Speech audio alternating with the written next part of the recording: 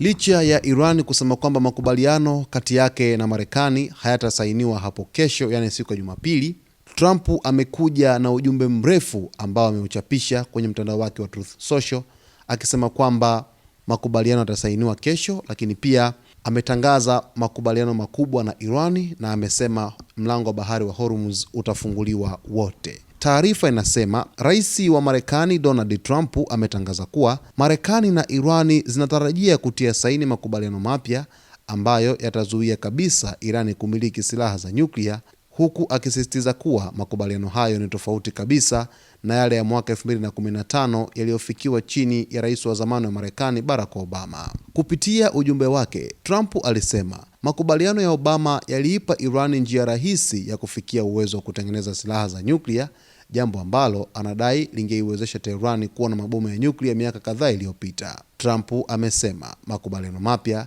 yanayotarajiwa kutiwa saini kesho yataweka kizuizi kamili dhidi ya Irani kupata silaha za nyuklia kwa njia yoyote ile, iwe kupitia maendeleo ya ndani, ununuzi au njia nyingine za upatikanaji.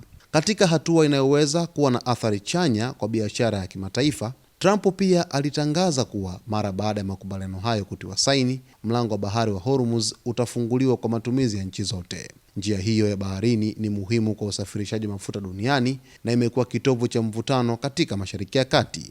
Aidha, Trump alisema makubaliano hayo hayatahusisha malipo yote ya fedha kwa Iran, tofauti na kile alichodai kuwa mabilioni ya dola yaliyopelekwa Tehran wakati wa utawala wa Obama.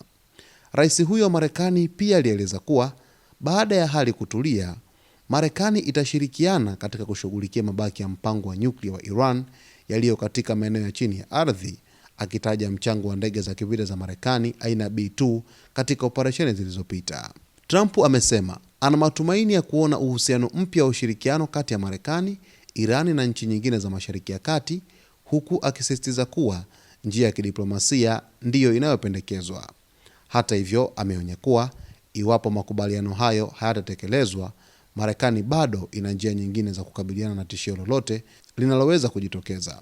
Tangazo hilo linakuja wakati dunia ikiendelea kufuatilia kwa karibu juhudi za kupunguza mvutano kati ya Marekani na Iran pamoja na mustakabali wa mpango wa nyuklia wa Tehran. Hapa kuna utofauti kidogo kwa sababu Iran wamesema kwamba kesho hawatashiriki utiwaji saini wa makubaliano kati ya Iran wenyewe pamoja na Marekani. Na hapa Trump amekuja na ujumbe wake mrefu kwenye mtandao wa Truth Social akidai kwamba kesho utiwaji saini wa hati ya makubaliano kati ya Marekani na Iran utafanyika kesho, lakini pia utakuwa ni utiwaji saini mkubwa kati ya nchi hizo mbili. Kuna mambo kadha wa kadha ambayo ameyazungumza hapa kufuatia tukio la kesho linalotarajiwa kwenda kutokea, lakini bado kuna sintofahamu juu ya taarifa kadha wa kadha kutoka upande wa Marekani na upande wa Iran. Sasa tusubiri tuone mwisho wa siku hali itakuwaje na hiki ambacho kinazungumzwa hali itakuwa vipi kwa pande zote. Usiache kusubscribe channel yetu, kulike, kucomment pamoja na kushare.